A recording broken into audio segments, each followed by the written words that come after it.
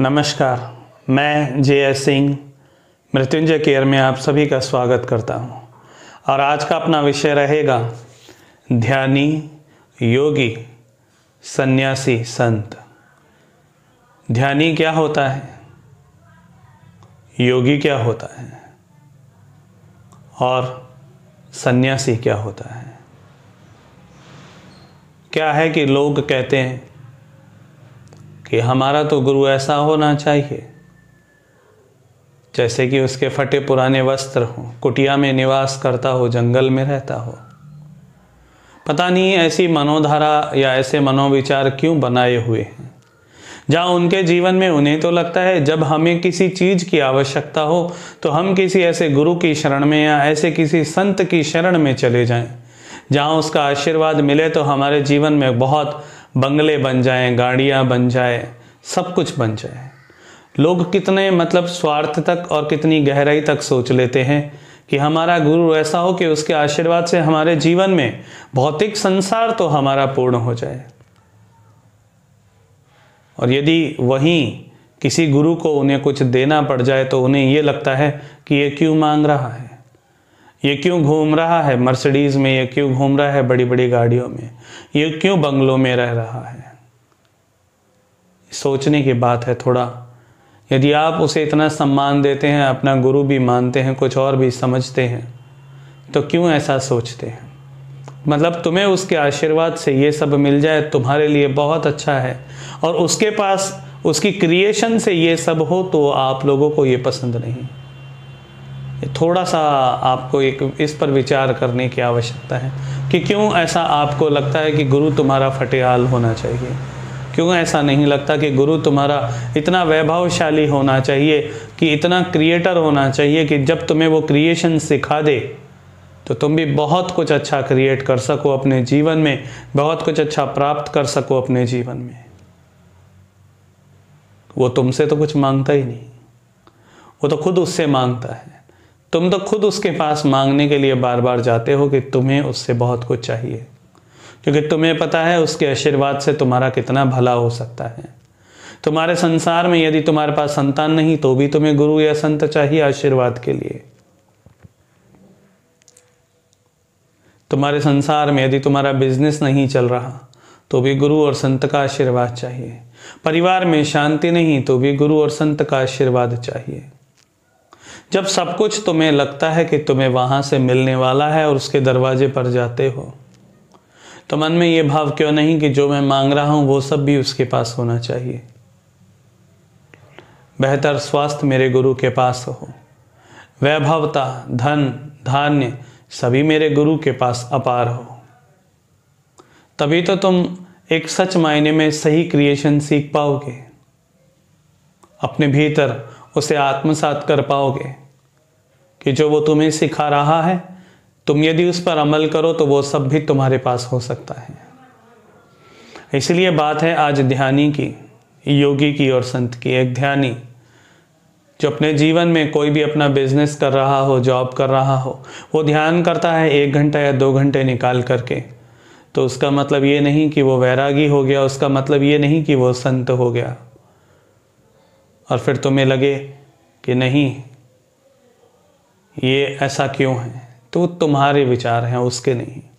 फिर तुम्हारे लिए कोई योगी कोई तपस्या कर रहा है, कोई साधना कर रहा है, तुम्हारे लिए कोई प्रार्थना कर रहा है, तो उसका वो अभी कार्य होगा कि वो योग भी कर रहा है, वो अधिक से अधिक समय निकाल करके तुम लोगों के लिए कोई प्रार्थना कर रहा है।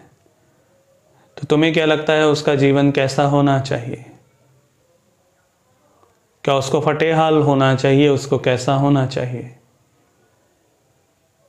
वो योग कर रहा है, वो संसार में है, वो योगी है, वो संसार को पूर्णता से जीना चाहता है और वैराग्य उस अध्यात्म को भी पूर्णता से जीना चाहता है। और उसके होने से, उसकी प्रार्थनाओं से तुम्हारा भी तो भला होता ही होगा।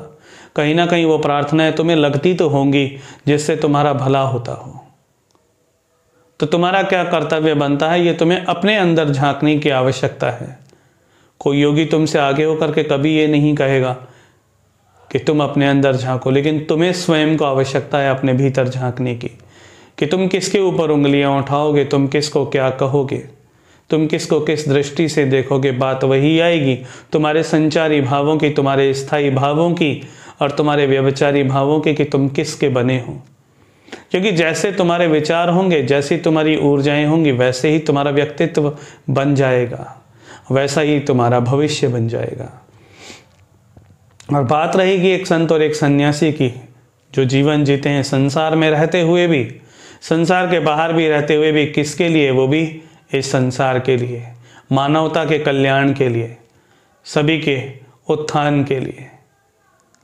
उसमें से कुछ हमारे गुरु भी होते हैं, कुछ ऐसे संत भी होते हैं जिनकी वाणियों को हम अपने जीवन में धारण कर अपने जीवन को उन्नत बनाते हैं। उनकी आवश्यकता भी है इस पूरे देश को, पूरे विश्व को, कि उनकी वाणी से जो शक्ति निकलती है, जो ज्ञान, जो अनुभव निकलता है, उससे ना जाने कितने लोगों का भला होता है और ना जाने वो लोग कहाँ से कहाँ पहुँच जाते हैं। तो बात यही है कि उन्हें भी अधिकार है कि वो संपूर्ण रूप से अपना संसार भी पूर्णता से जिएं और अध्यात्म भी पूर्णता से जिएं।